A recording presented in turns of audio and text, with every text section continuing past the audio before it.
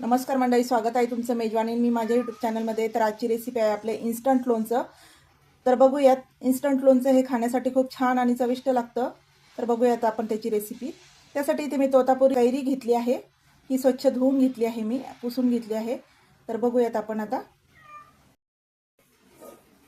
बघू शकता आता अशा पद्धतीने आपल्याला याच्या छोटे छोटे स्लाइस करून घ्यायचे आहेत, जसं की आपण बटाट्याचे फिंगर चिप्स करतो ना, तशा पद्धतीने आपण ह्या सर्व स्लाइस करून घेणार आहेत कैरीच्या।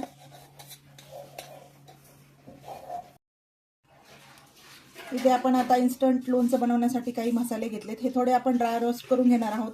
इथे घेतले मी थोडीशी बडीशेप, जिरं, 2-3 लवंगा, त्याच्यानंतर इकडे घेतले आपण अख्खे धणे, थोडेसे तर कारळं घेतलं मी, होतं म्हणून घेतलंय माझ्याकडे, आणि टाकतात बरेच जण लोणच्यामध्ये, आमच्याकडे टाकतात म्हणून मी घेतलंय। इथे थोडीशी मेथी घेतली आहे आणि थोडीशी तीळ पण घेतली आहे, तीळ पण छान लागतात लोणच्यामध्ये।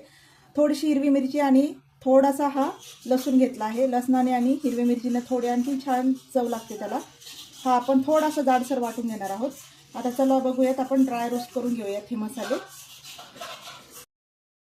इकडे आपण आता धणे, जिरे हे सगळं एकत्रच टाकून घेणार आहोत, त्याला भाजून घ्यायचं आहे आपल्याला, सगळ्या गोष्टी एकत्र भाजून घ्यायच्या आहेत।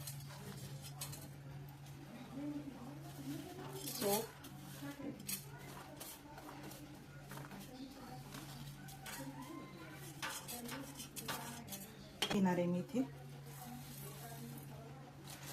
दाणे।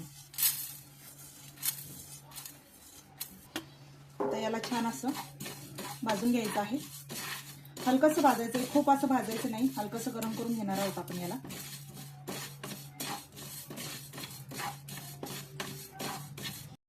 छान आता आपलं हे ड्राय रोस्ट झालं आहे। आता याला थोडं थंड करून घ्यायचं आहे आपल्याला, आणि नंतर मिक्सरला याची बारीक अशी भरड करायची आहे, म्हणजे खूप बारीक नाही, भरड करायची आहे।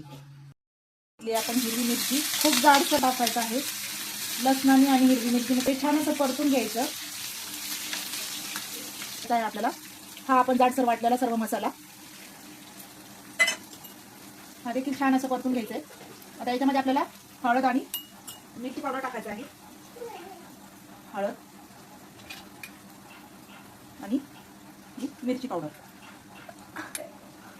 याच्यामध्येच थोडेशा 2-3 लवंगा आहेत त्या टाकायच्या आहेत, आणि छान असं मिक्स करून घ्यायचंय।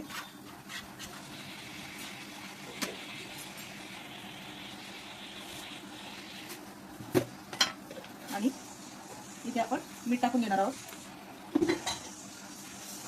आता आपला ऑलरेडी हा मसाला सगळा छान असा परतून झालाय, गॅस बंद करून घेऊया आणि थंड करून घेऊया।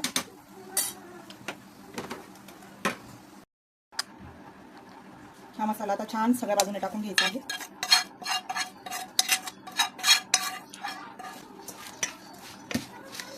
छान व्यवस्थित प्रकारे याला मिक्स करून घ्यायचं आहे। हे इन्स्टंट लोणचं खूप छान असे लागतं, हे आपण भाकरी बरोबर, चपाती बरोबर, कशाही सोबत खाऊ शकतो, भाताबरोबर। आणि इथे मी थोडेसे तीळ घेतलेले आहेत, तिळाने देखील याला छान अशी चव येते। तुम्ही पण अशा पद्धतीचं इन्स्टंट लोणचं नक्कीच बनवून बघा, खूप छान लागतं चवीला।